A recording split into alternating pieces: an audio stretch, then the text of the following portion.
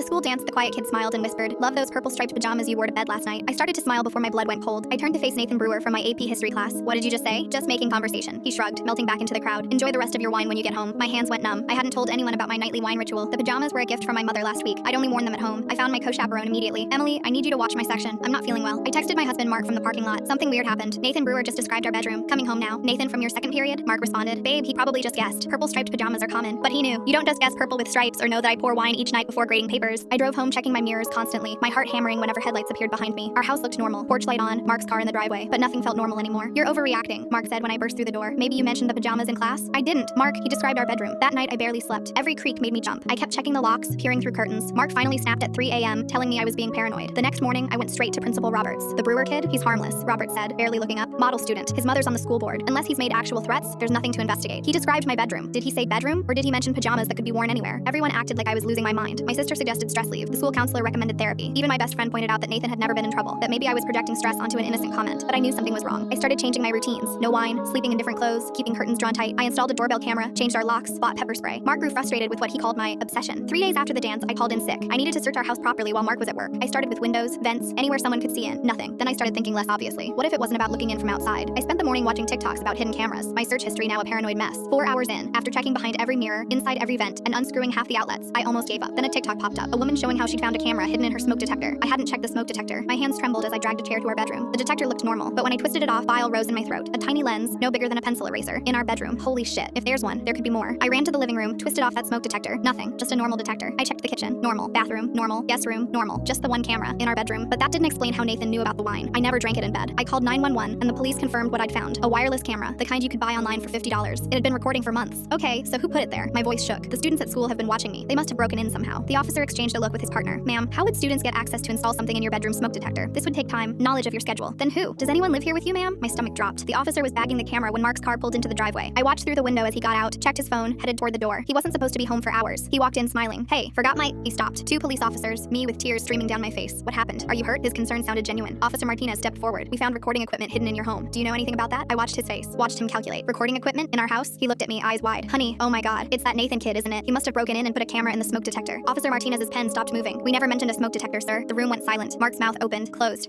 You said recording equipment. Where else would someone hide?" The officer cuffed him mid-sentence. After further investigation, they discovered he'd been live streaming to hundreds of viewers, accepting donations for requests. There was hours and hours of footage from different rooms: bedroom, bathroom, home office, living room, kitchen. He had one fake smoke detector with a camera inside. He'd swap it with the real smoke detectors throughout the house, moving it room to room based on what viewers wanted. Bedroom this week, want to see the bathroom. And somehow kids at school had found the stream weeks ago, Nathan later told police. They'd been passing the link around, whispering about it in hallways. He was too shy to tell me directly, so he tried to warn me the only way he could think of.